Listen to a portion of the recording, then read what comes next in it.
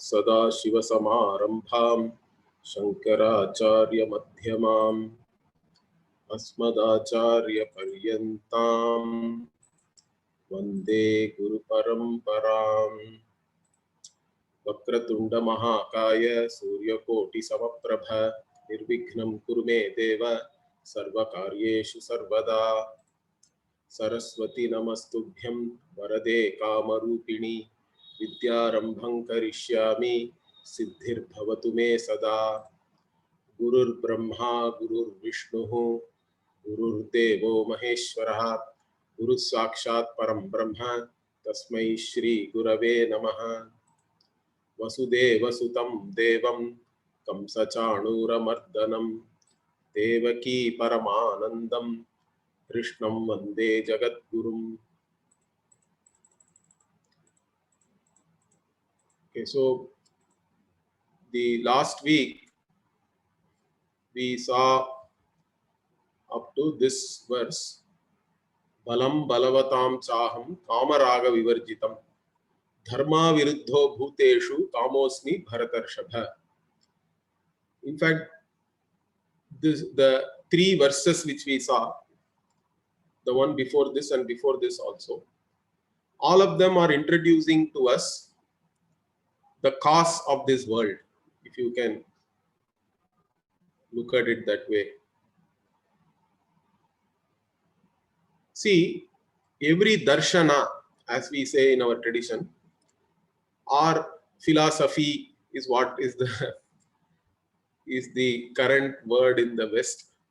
Although I would not like to use the word philosophy for our darshanas. But any philosophy or a darshana has to account for the world and yourself, who you are as a person, what is your reality, and how did this world come about. Okay, and what is the relationship between you and the world, and if there is a creator of the world, then the relationship between you, the world, and the creator also. Correct? These things have to be talked about by any darshana or any philosophy. Now some of them say that this creation is as it is. It is not even really a creation. It is always like this. Therefore you do not require any cause. Okay, but others, like even our Vaidika tradition, we say that there is a cause for this world. Now that the world itself is a creation and it has a cause, has to be revealed only by the Veda. Understand that. Otherwise there is no other way. We can keep on arguing whether the world is a creation or not. It cannot be established one way or the other. Although some people try to do it logically, but even if they establish the world is a creation, how many creators were there for this world? You cannot say. So finally we have to only take Veda as a pramana, as a means of knowledge, and see what the Veda is saying. The Veda says that there is only one cause for this world. That cause itself is a causeless cause. That means it itself is not created or caused. Okay, and such a cause is called Brahman. Brahman is the Jagat Karanam. That Brahman is the cause, means what kind of cause it is. Because in the world we always see that for any effect there has to be a intelligent cause and a material cause. If you take a pot, there is a potter who is the intelligent cause and there is the material clay. So for the world also there has to be an intelligent cause, there has to be a material cause. So if the world has a material cause, then where did that material come from?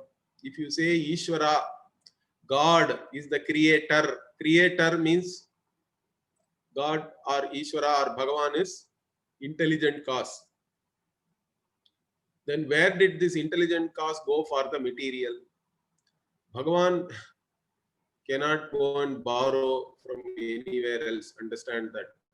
Because not even space and time. Because we say that even space time is created. Bhagavan cannot go anywhere. If we want to make roti and we don't have atta, we can go to the next door and borrow. Bhagavan, poor Bhagavan has nowhere to go. Bhagavan cannot borrow any material. If the material was already there also, then you will ask who created that material. That person is Bhagavan. So that's why what we say is Bhagavan manifests as this world. Bhagavan is the one who is appearing as this world. In fact, there is no real creation. That's why it is all only manifestation and unmanifestation, differentiation and becoming undifferentiated, being in potential form, then in a form where we can, it is all manifest and it is visible. Again, it goes back into potential. So like this, that is a cycle. We call it the cycle of creation, sustaining, and again resolution. Srishti Sthiti Layam keeps on going forever. So for us, both the intelligent and the material cause are one and the same. The implications of this is many. In fact, you have to understand that very clearly. The implications of saying that Bhagavan is the one who is appearing as everything means for us there is nothing called secular. There is nothing profane. Everything is only a manifestation of Bhagavan. You may like something in the creation, you may dislike something. Whatever you dislike also is Bhagavan only. Everything is nothing but a manifestation of Bhagavan. This is said even in all Purana stories and all, correct? So Hiranyakashipu asked Prahlada, where is your Narayana? Then Prahlada says, Narayana is there in even in this pillar or even in a speck of dust. So this is known to everybody, even a child in India. That if you ask any Indian, even a tribal person, where is Bhagavan? He will say, Bhagavan sab jagah hai. Bhagavan is there everywhere. Correct? That is our vision. So this vision is the main thing for us. Everything else, our religious culture, our social life, everything is derived from this vision only. So this vision has to be clear to everybody. As part of that vision only, all these Bhagavad Gita verses are also saying the same thing, correct? Bhagavan is the one who is having all the hands, all the legs, all the heads. He is the one who is having ears on all sides. And he is the one who pervades everything. Understand this. By saying Bhagavan pervades everything, Bhagavan is the material cause also. The clay pervades the entire pot, correct? So this kind of an understanding is very important. That means Bhagavan does not leave out your body, mind, sense complex also. Remember that.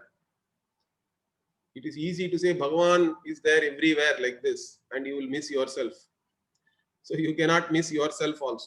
That is why Bhagavan says, even in you, I am your strength, or whatever strength is there, correct? Which is again, Bhagavan puts a rider there. Kama Raga Vivarjitam. The strength of people who are free from desires and attachment. And also the desire in you also is me only. So all of us are endowed with three Shaktis, Icha Shakti, Kriya Shakti, Jnana Shakti. All these Shaktis are nothing but Bhagavan's Shakti only. It is all manifest in you. It is a privilege that we have that. And if we use all this Shakti in keeping with Dharma, then it is still a privilege. But if you are ready to do Adharma, then it becomes a problem. Because when you do Adharma, there is no Bhagavan there. You are only there. An individual who is afflicted by one's own likes and dislikes.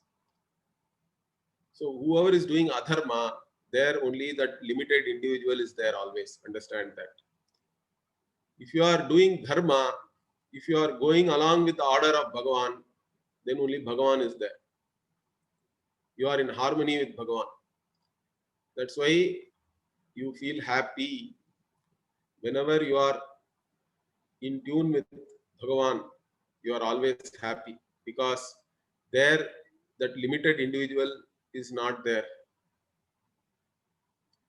So that is the important thing we have to understand. So Bhagavan only is manifest as desire, and our strength and even our ability to know everything is a manifestation of Bhagavan. So this vision is very, very important. This vision is there in everything which we do. Even our puja, the way we have our murtis are designed, everything talks about this only. Everything symbolizes this vision. So that is something we have to always keep with us. It's a very precious vision. So if anybody asks you, do you have one God or many gods? So what do we say? We say we have only God, only Bhagavan for us. There is only Bhagavan here. Bhagavan alone is manifest as everything. That is our vision. Everything is sacred for us. Bhagavan is both form and formless. Even those who say Bhagavan is formless, that is all not correct. Then what about all the forms? Then Bhagavan will become limited then. Bhagavan is only formless. All the forms are not Bhagavan, it will become. Correct? So, it is very important to understand this, that Bhagavan is the one who is manifest as everything. In that, one more important thing also is very, very interesting. You have to understand that. See, Bhagavan is all the things which you are knowing, correct? All the known objects are nothing but manifestation of Bhagavan. Only one reality is appearing as all these many names and forms. But do not leave out the subject. What about the subject? Subject also is Bhagavan. Bhagavan is the one who is manifest as both the subject and object. Understand that. And yourself also is Bhagavan. That's why. Because Bhagavan cannot leave yourself. In fact, yourself is really Bhagavan. The subject-object division itself is only an appearance. That is the teaching. All the problems are there because we take ourselves to be the limited individual subject. But the status of being subject itself is not intrinsic to us. Understand that. It comes and goes. Your very individuality comes and goes. In waking, you have one individuality. In dream, you can have some other individuality. In deep sleep, there is no individuality at all, but you are there. Understand that. In deep sleep, you are not even a subject because there is nothing to be seen. The mind resolves. There is no way you can objectify anything, so you don't even have the status of being a subject, but you are there as a conscious entity. So you are a conscious being, self-existent, self-revealing, and limitless. That is your nature. That is the teaching. That is what we want to teach you. That is the equation, in fact. When we say Tattvamasi, the Tat part is what we are talking about when we talk about Brahman as the Jagat Karanam, because we have to account for the entire world. And Tvam is the self. Both Tat and Tvam are nothing but the same conscious entity. There is only one consciousness, and that is you. That alone is appearing as all this entire world of objects and the subject also. That also you cannot leave. In fact, Bhagavan is not one object. If you can objectify Bhagavan, Bhagavan will become limited again. Understand that. So Bhagavan is both subject and object, and at the same time, Bhagavan is neither subject nor object. That is the beauty of the teaching. Is that clear? Because Bhagavan transcends the subject-object, whatever divide is there. Both the subject and object are only appearances. They have no reality. In reality, you are always the conscious being. That's all is your reality.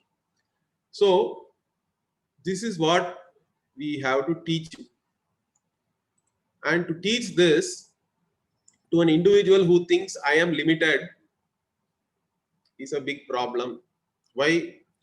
Because as soon as you take yourself as an individual, and the implication of that is in your own vision you are limited. You are limited means what? You are wanting. You are a wanting person. That is your reality according to your own judgment of yourself. So if I am a wanting person, means I lack something and I am not able to accept it. So my fundamental problem is one of self non-acceptance. In fact, that is the problem of Arjuna also. That's why Bhagavad Gita also is a universal teaching.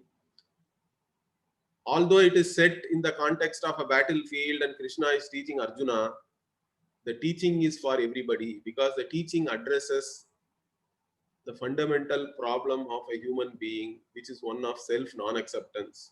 The self non-acceptance itself is born because we are not able to accept ourselves as a limited being who is lacking, who is wanting. So we want to get rid of our wants, but the solution we are seeking is wrong. So how are we trying to seek the solution? Whatever I want, I try to get it by doing some action. And again, your want itself is driven by your own likes and dislikes. Correct? So the Gita's view, or even our Shastra in general, view of a human being is very simple. In fact, Gita psychology is a very simple psychology. What is this psychology? Every human being is having likes and dislikes. Okay. And why do you have that? Means your nature is like that. In fact, the previous verse, this is 334. So before this, Bhagavan says, Sadrisham cheshtate swasyaha prakritir jnanavanapi prakritim yanti bhutani nigraha kim karishyati. Like that. See, everybody is doing their activities according to their own nature. And how did you get your nature?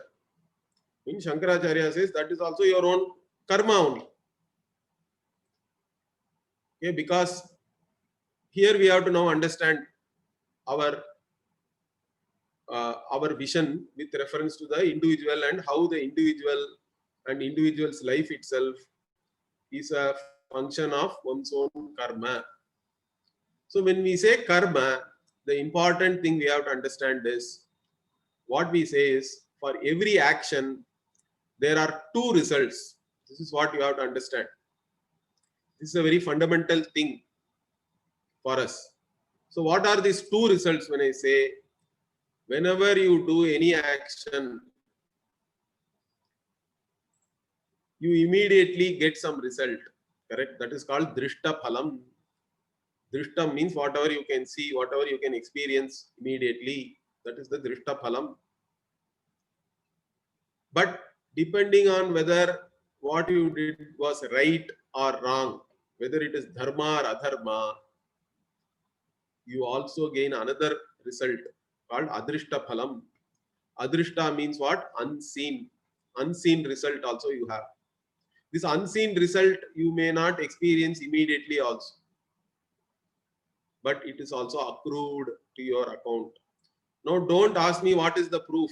Can I put one microscope on somebody and see whether this adrishta phala is sticking there? Means you cannot see like that. It is subtle. No microscope will show any person's. Although some people nowadays say they can see your aura and something and all that. I don't know what it is. But whether even that I don't know, it can be called really adrishta. Because the adrishta itself, depending on whether you did right or wrong, is different. So if you did something right, then the adrishta you gain is called punya. If you did something wrong, you did adharma, the adrishta you gain is papa. So punya and papa, these two are all accruing to the individual. Now, this is our belief. Means if you take the Veda as a pramana, then it is our knowledge. Understand that. Otherwise, we have to say it is belief. This is what Veda is telling, and I accept Veda as a pramana, so it is valid knowledge for us. And it is not against our experience. Understand that. This karma, this idea of adrishta phalam, papam and punyam, this goes along with my own experience that all of you can actually think about it and assimilate it very easily. Why? Because whatever effort I put in, the results of my action are not always predictable. I have certain expectation, I want something, and based on that, I do something, correct? But in spite of whatever I may do, the results are generally fourfold. Four types of results can come. What are they? Whatever I expect, I get it. Okay, that is one thing. Okay, so the other is you get more than what you expect, or sometimes you get less than what you expect. Sometimes you get totally something opposite. So this happens in spite of your efforts. The results are not, or you are not the author of the results. Clear? This happens. So this is a very common experience to all of us. You wanted to take a public transport bus. You were crossing the road. You crossed the road, got into the bus. One day. Next day also you were trying to cross the road, but some other car came in between. You cannot cross the road in time, bus left. Then you have to wait, stand in the bus stand for another half an hour, 1 hour, we don't know. Third day, you were crossing the road, one car came in between, you are cursing now.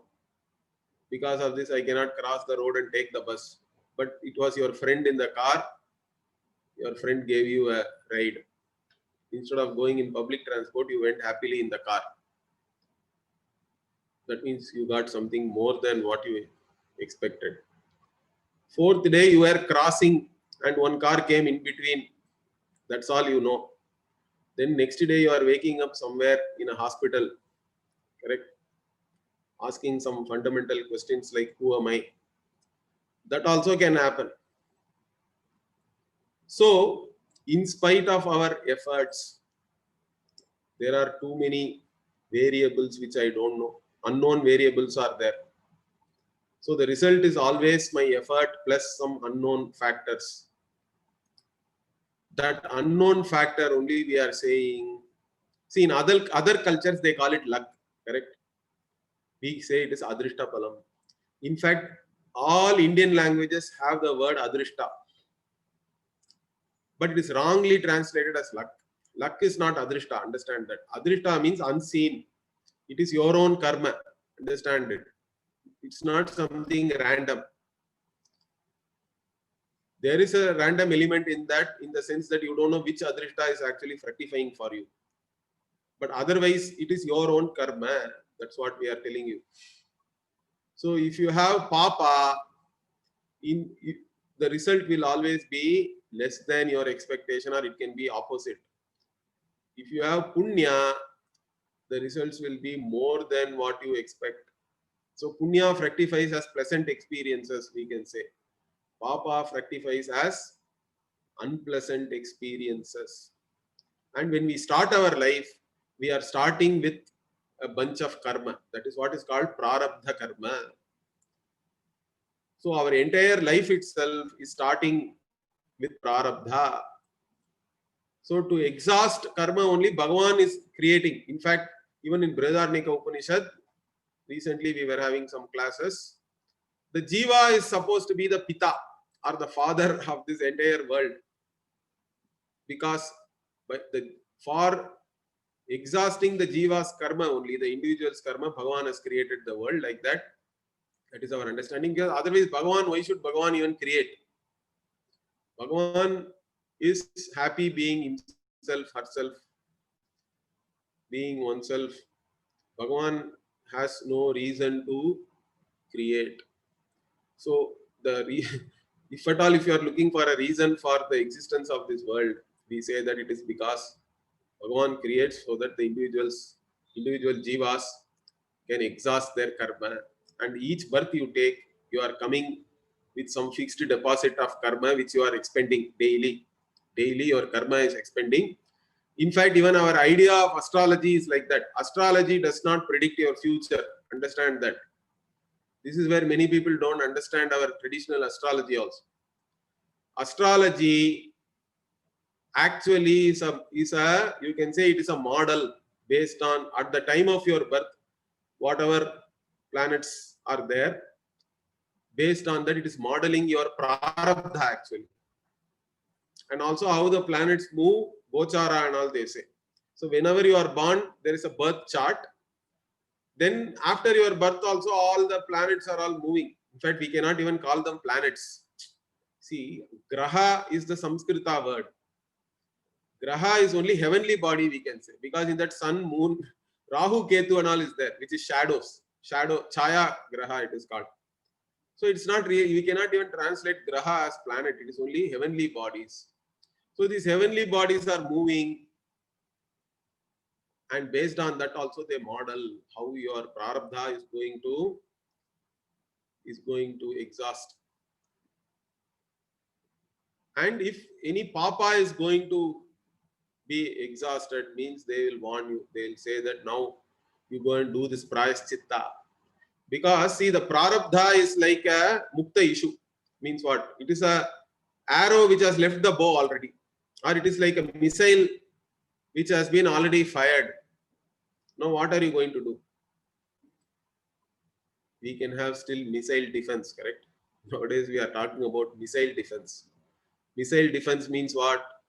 That missile may have left already, but I can send another missile and intercept the original missile. But even if an arrow is gone from the bow, I can send another arrow, hit this arrow and intercept it and make it go somewhere else. Or like Krishna did. Krishna is Bhagavan, correct? What did he do? Karna sent an arrow towards Arjuna. Arjuna had no answer. But what did Bhagavan do? He pressed the earth on that place and made Arjuna go down a little bit. The arrow which came for his neck took his crown away. Even the loss of the crown for a Kshatriya is like getting killed only. Understand that. But at least Bhagavan saved Arjuna.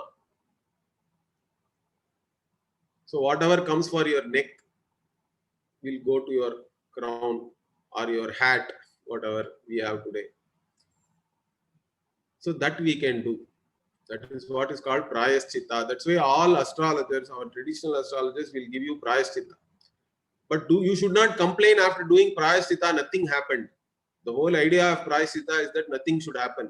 Understand that. So, or sometimes they give some karma for you to increase your punya also. Okay.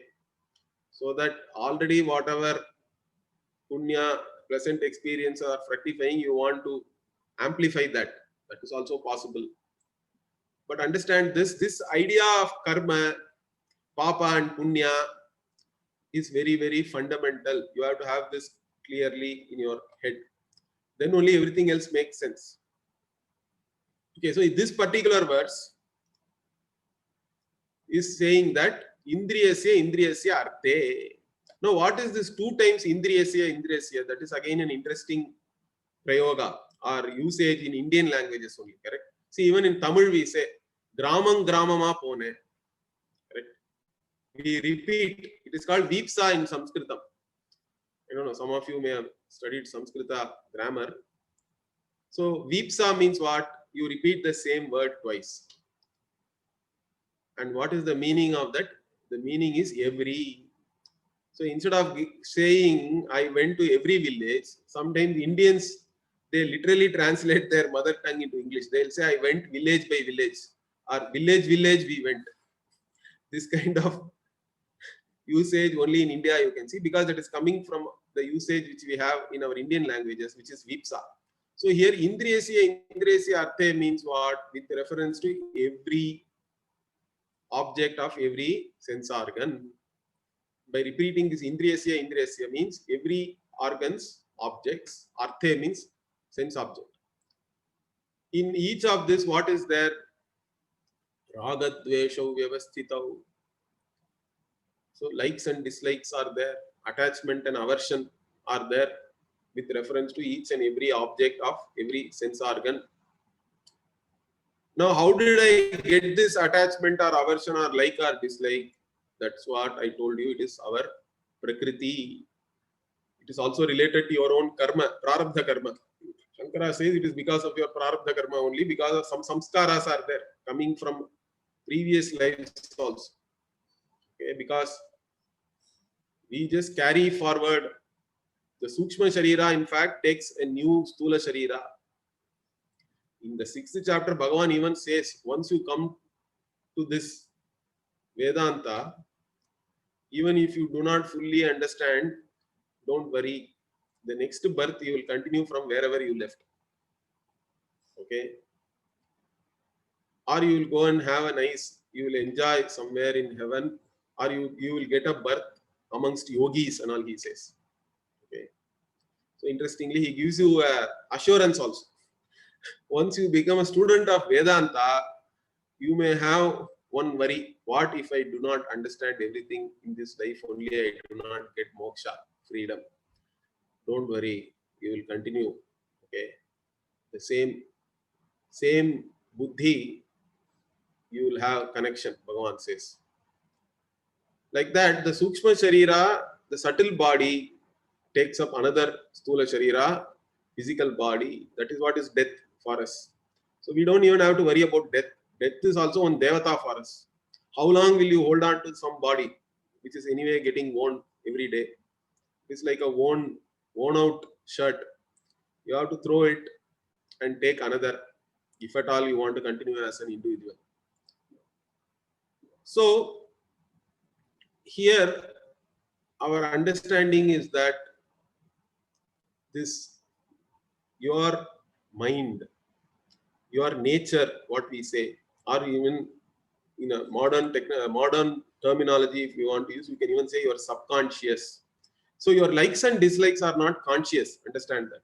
That is why if somebody asks you, why do you like this? Many times we are not able to even articulate it. Even like love. You love somebody. If I ask, why do you love this person, means you cannot articulate it very easily. It is only a feeling, you will say. For somebody else will think, how can this person even love this other guy? But for the one who is in love, it happens, correct? So it is also part of your samskara only. Whatever impressions are there, samskara means basically some impressions. Whatever you are carrying forward in your mind, in your subconscious, all these impressions, they manifest at the right time as your own likes and dislikes. And they are all with reference to particular objects, correct? Objects of your senses. So every sense object, in it, with reference to that, you have likes and dislikes, attachment, aversion, all that. And what does Bhagavan say here? Bhagavan is saying, Tayorna vashamagache. Bhagavan does not say you should not have likes and dislikes. Understand that. This is a wrong understanding also some people have. If you are on the spiritual path, if you are a spiritual person, you should not have any desire. In fact, I even got a question. In this course only, one student asked me, is not the desire for moksha also one of the desires? How can that desire be there? See, desire itself is not a problem. That's what we said, correct? Desire is a manifestation of Bhagavan only. It is a privilege. It is a Shakti. Only human being can desire for iPhone, or a candlelight dinner and all that, correct? Or even go to space. Cows do not have any desire like that. So we have all sorts of desires, and you have the ability to fulfill them also, not a problem, as long as you are in keeping with dharma. That is the important thing. Bhagavan put that adjective, dharma aviruddha kamosmi. That is very important. So anyway, here also Bhagavan does not say you should not have desire. He says do not come under the spell of your likes and dislikes. Correct? So why is he saying that? Because coming under the spell of likes and dislikes means for you likes and dislikes will trump over what is right and wrong. Then only your likes and dislikes matter to you. Nothing else matters. Whether something is right or wrong does not matter. Even others' likes and dislikes do not matter anymore. You ride roughshod over everybody. And you then go against dharma. So if you go against the order, nothing will happen to the order. Understand that. My Guruji used to say, dharma is like a old tamarind tree. If you rub against that, you take your back and start rubbing against the old tamarind tree. Even we have 2-3 big tamarind trees in our Gurukulam here. You go and rub against it, nothing has happened to the tamarind tree, correct? But in your back, you cannot even wear this Angavastram anymore. It will become like that, correct? So going against dharma just because of your likes and dislikes is really a bad bargain. Understand that. But people do not understand it. People have not assimilated this simple thing. And sometimes even the modern lifestyle promotes this indulgence, correct? See, the modern idea of what is success itself is a problematic thing. People think that fulfilling your likes and dislikes is success. Now, if you have the criteria for success like that, nobody can be successful in this world. Understand that. Why? Even if you become the president of the whole world, let us say, assuming the whole world becomes one republic and all that, you are the Chakravarti. Still, a mosquito can get you. Understand that. Mosquito does not care whether you are a Chakravarti or whether you are a beggar on the road. It can get you. Or a virus can get you. So, what are you going to do? In fact, even for such a person, not all desires can be fulfilled. In fact, for each one of us, if you think back from your childhood, all the desires, at least consciously, whatever you can remember. In unconscious, so many things are there, subconscious. So many things have gone into unconscious and subconscious, which you are not even aware of anymore. But whatever you are aware of, whatever you can consciously recollect, even in that, if you list down more things you wouldn't have fulfilled, in fact. Always what is not fulfilled is the majority for everybody. That means everybody is a failure. So if you take fulfilling your likes and dislikes as the criteria for success, you have had it. Because by having a wrong criteria, you are actually hurting yourself. And going for that also, for fulfilling your likes and dislikes, you will be causing only disharmony. You will be rubbing against dharma, and the consequences will be really bad for you. It's a bad bargain. Then what should I do? Don't come under the spell of your likes and dislikes. See, for everybody, if what is right and what you like is the same, you are spontaneously dharmic. You have no problem. Similarly, what is wrong and what you dislike also is the same. Again, no problem. But when does conflict come? Our entire life is some kind of struggle, conflict and all that, correct? Conflict can come when you think that two things are right, you have to choose. There also there is a problem. You don't know which right one should I choose. Choosing itself is a problem. There we have to only pray. Bhagavan only has to. In fact, our prayer is that only every day Gayatri Japam if you do. What is the prayer in that? We are saying, hey, the one who is manifest as the Aditya Devata, who is Pratyaksha Brahman, correct? Surya, may you enlighten my buddhi, my intellect. Means what? May you help me to make the right choices, correct? That is the prayer. And our entire life is nothing but making choices, correct? And we need help there, because sometimes everything, in fact, for a dharmic person, there is no choice between right and wrong. Understand that. But our problem is many times, how do I choose between many rights? Or which right is the, really better for me and all that. There only Bhagavan has to guide us. If you have come up to that level, Bhagavan will definitely guide, because now you are a mature person. At least you are choosing between the right things. But many times people even have a problem between right and wrong. What is wrong, you like. What is right, somebody said, is what is either illegal, immoral, or calorific. So, what are you going to do? Whatever you like is illegal, immoral, or calorific. Whatever you don't like is the right thing. Means conflict. But even in such a case, tayorna vashamagache, do not come under the spell of your likes and dislikes. Means go along with whatever is right. That is what Bhagavan is teaching here. Why? Because your likes and dislikes are your enemies. Tauhi asya paripanthinau. Okay, they are your enemies. Paripanthinau means dual case. Sanskritam as a language is an interesting language, right? It has singular, plural. Singular, plural is there in most languages, but Sanskritam has a dual also. Correct? Because raga dveshau also is dual. Paripanthinau is dual case. Anyway, so this raga and dvesha are your enemies. Don't come under their spell. If you let them into your life, they will play havoc.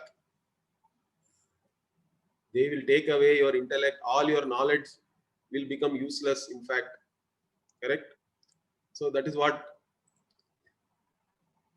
the problem. So our definition of success, you have to understand. Our definition of success itself is different. So that is Bhagavan's definition, in fact. What, according to us, what the success means, you do not come under the spell of your likes and dislikes. You are able to manage your likes and dislikes, means you are a successful person.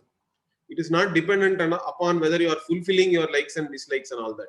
That way, if you put the criteria, everybody is a failure.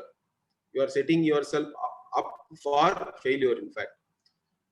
So we change the criteria. What is the criteria? According to our tradition, according to Bhagavan here, when do you become a successful person? You are a successful person if you are able to manage your likes and dislikes. Managing means what? In spite of my likes and dislike, I do the right thing. Means you are managing your likes and dislikes. You are not a slave of your likes and dislikes. Don't tell that I don't know what is right and wrong. Ignorance is not a defense, even in a court of law. Okay. So even what do we say? Everybody knows Samanya Dharma. Bhagavan has given us that jnanam. That's why we have something called conscience. Everybody has a conscience. Some people kill their conscience, or they are brainwashed. Theologically, some people are brainwashed to think that even the wrong is the right or meritorious thing. You will go to heaven and all that. If you do the wrong thing also, you can go to heaven. Some theologies brainwash people like that. But before that brainwashing, they all had some conscience. They all knew what is right and wrong instinctively. That is called Samanya Dharma. Universal values we all know. Why? How we know? Because whatever you want others to do to you, the same thing others also expect from me. So I also have to do the same thing, correct? This way we can arrive at all lot of common values. So this, everybody has this Samanya Dharma. Knows that.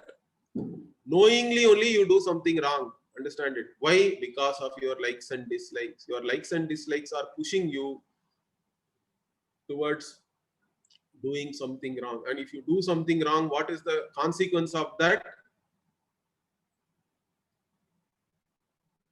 Even the Drishtapalam is a problem. Okay, let us assume that whatever you want, you gained Drishtapalam. But along with that, you have also gained fear because you have done something wrong. What if somebody finds out? Or guilt also, because everybody knows that we have done something wrong. Due to your own, sometimes you regret also later on. Why did I do like this? So both guilt and fear are the Drishtapalam. Along with whatever you want, assuming you gained it. Sometimes you don't gain that also. You do something wrong to gain something, even that also doesn't come to you. That is because of your prarabdha. Understand that. You wanted to go and rob somebody, in that also you failed. You got some good beating and you ran away. Correct? So, or in some other case, you managed to rob somebody, let us say. Even though you got something, but you have also gained fear and guilt. That is the Drishtapalam. But not only that, we say that you have two results of action, correct? Along with that, you have also gained papa. So it is a really, really bad bargain. Along with guilt and fear, you have now accumulated papa, which is again going to fructify as an unpleasant experience.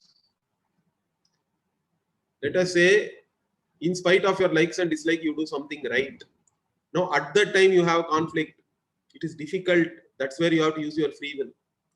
See, free will or freedom is what?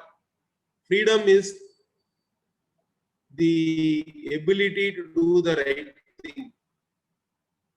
You are free enough to do the right thing. That is real freedom, correct? Many people nowadays think that freedom means whatever they want, they will do. Of course, freedom or free will includes both use, abuse, misuse, all those things. But real freedom is what? Free enough to do the right thing. If you are free enough to do the right thing, you are a successful person. So that is real freedom. You are not a slave of your likes and dislikes. You are a swarat. Then Swarajyam and all says, Apnoti Swarajyam, Apnoti Manasaspatim. So you are the pati of your manas. Because all these emotions, likes, dislikes, everything is there only in your mind. Correct? It's all part of mind only. Whether you are the master of your mind or you are all a slave of your mind and its likes and dislikes. That is something you have to think about it. So don't come under the spell of your own likes and dislikes. Is the main teaching here. Tayorna vashamagachet, because they are your enemies. So this we all can understand. Then what? So the continuation of this is what then? Karmanyeva adhikaraste ma phaleshu kadachana ma karma phala heturbhuhu mate sangostva karmani.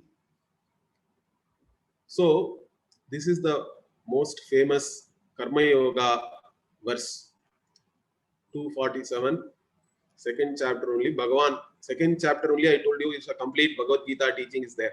Initial part is about your own reality, about Atma being not an object, in fact. Atma being an akarta. Atma is neither a doer nor an enjoyer. It is the one which is infinite, limitless, conscious being. That is said. then Bhagavan, but it is not easy for everybody to understand. You take yourself, all these years, you have taken yourself as an individual, limited being. That is your identity, correct? The teaching has to transform you. The teaching has to create a certain impact on you so that you are transformed. Your self identity has to transform. That will not take place just like that. Any insight has to be repeated. Understand that. That's why Vedanta also repeatedly you have to undergo Shravana, Manana, Nididhyasanam. Don't ask me how many years, how many classes I have to attend and all.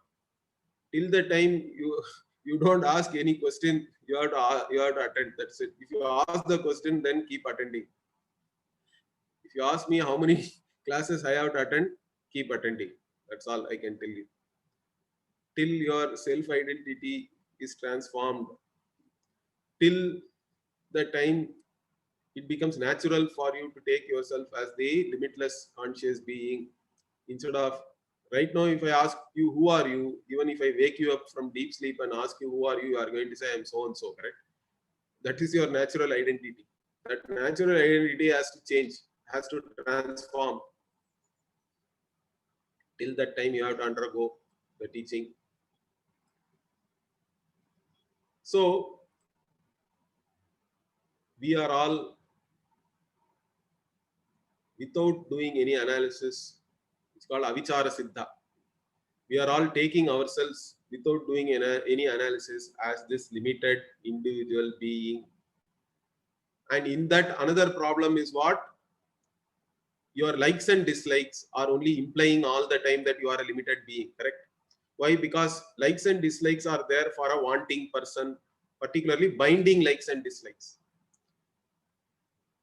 If you think that without this I cannot be happy, that is a problem. Or if you think with this I cannot be happy, both are a problem. If this is there, I cannot be happy. If I don't have this, I cannot be happy. Both are a problem. In fact, Bhagavan does not have both of these things. He is always happy. Whether something is there or not, being yourself, you have to be happy. Because you are the source of all happiness, really. So, to teach this, we have to first free you from your own likes and dislikes, from being in the spell of these likes and dislikes. So, what is the solution for that? Do your duty in spite of your likes and dislikes. See, our culture is a duty-oriented culture, not a rights-oriented culture. Understand that. You have no rights, in fact. The Vaidika culture is duty-oriented. If everybody does their duty, everybody else also will get their rights. Understand that. You do your duty towards your children, children will get their rights. If children do their duty, parents will get their rights. If the state does its duty, citizen will get the rights. Like that, duty is nothing but dharma, in fact. Particularly Vishesha dharma. See, there are common values are there, but also according to your role and your stage in life, Varna and Ashrama also is important. So Varnashrama dharma is Vishesha dharma, specific to you, and you have to interpret it correctly. If you have any doubts, go and seek help. Don't say that I don't know. I am again telling you, ignorance is not a defense. If you have any doubts, go to your guru, go to the elders in your family, get yourself clarified. As a human being, you have the responsibility to know what is right and wrong. You cannot claim ignorance as a defense. So you have the responsibility to know what is right and then do it as your duty. Whatever is right in a given situation is your duty. Do your duty whether you like it or not. That's how you grow out of your likes and dislikes. And in that, certain attitude changes also are important. You have to first appreciate certain facts. In fact, what are those facts? The fact is that you have choice only with reference to action. We have already briefly discussed this, correct? We have Icha Shakti, Kriya Shakti, Jnana Shakti. So we have the ability to desire, it's a privilege. We have the ability to know, great privilege. We have the ability to do, another great privilege. With this, I can do something. Whatever I desire, I can gain by doing something. Fine.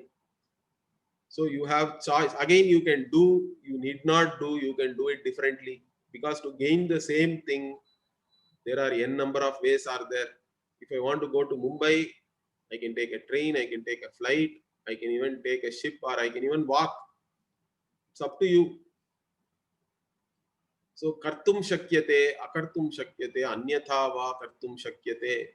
In Sanskritam, you can do, you need not do, you can do it differently. There you have a choice with reference to action, but with reference to the results of action, you are not the author of the results of action. Understand that there are too many factors, unknown factors. Your effort is only one factor in that. The result is coming from Bhagavan, we say, because Bhagavan only has chosen your prarabdha karma. Whatever prarabdha karma is unfolding in this life as your life is selected by Bhagavan. So whatever you are getting in this life is a function of both your effort and whatever punya and papa is fructifying. So it is finally a result. Result is coming from Bhagavan. Bhagavan is the karma phala data. If results are coming from Bhagavan, what is the attitude we have as a dharmika? You go to the temple and we receive prasad from the altar of Bhagavan, correct? Now, what is our attitude? Is prasad a particular object? Prasada is not a particular object. Understand that. Prasada can be ashes. It can be tirtha, some water. It can be laddu also. You don't say, I will only take laddu as prasada. Or even a diabetic, if you give laddu, may take a little bit because it is prasada. Otherwise, the diabetic may say, I don't want to eat sweet. So that means what? Prasada is not one object. It is your attitude towards that object which makes it a prasada. And what is that attitude? You accept reverentially whatever is given to you because it is coming from the altar of Bhagavan. Now, same thing you extrapolate to all the results of your action. That is the attitude we want you to have. Because you are fundamentally appreciating a fact that you have only choice over your actions. You are qualified to do actions, but the results of action, you do not author them. You are not the author of the results of action. It is coming from the altar of Bhagavan. So we accept it with prasada buddhi. Okay, so that's what Bhagavan says. What karmani eva adhikaraste ma phaleshu kadachana. Never with reference to the results of action, you do not have adhikara, or you are not the author. So he in fact explicitly says that ma karma phala hetur bhuhu. So do not become or do not think that you are the cause of the results of action. You are the author of the results of action. Do not be like that. If you be like that, then you will think that you are a failure again. In fact, you are thinking you are a failure based on something which you are not really. That is a tragedy then. You are not the cause of the results of action. Still, if you think that, and then if the results are not in keeping with your expectation, you will get depressed. So, I am a failure, all that. Okay, so what? See, this karma itself is a problem, boss. I don't want to do anything. That also is not possible. In fact, sitting the whole day willfully not doing anything itself is the biggest karma, correct? You have to have a lot of free will. Some people in this corona lockdown and all, many people had problems. Sitting in their home only, they had problems. Suddenly they didn't have anything to do. They could not even go to office. And They don't know what to do. Sitting without inaction itself is becoming a big action. That is also a problem. Or don't become lazy. Also another way we can see this. So akarmani, do not get attached to akarma also. So I am not the results of action. Then why should I do? Means that also you cannot be like that. You cannot be like that. Because your nature itself will push you into doing action. So do the action with the right attitude. And then what? You can become the master of your own likes and dislikes. That will then make you prepared for receiving this knowledge. So that is the roadmap. Bhagavan is giving you a beautiful roadmap in your life. Change your attitude, do your duties, and enjoy. That is success in life, correct? So this two more verses are there. Continuation of this we'll see tomorrow, and we'll complete the course also with that. Om Purnamadav Purnamidam Purnat Purnamudachyate Purnasya Purnamadaya Purnamevavashishyate. Om Shanti Shanti Shanti. Harihi Om Shri Gurubhyo Namaha. Harihi Om. Okay, some questions are there. I'll address them tomorrow. I will note it down. Okay, and I will address these questions. If any more questions are also there, you send it in that to our through WhatsApp. Also, you can send. I'll try to address all that tomorrow. Okay, we'll see tomorrow.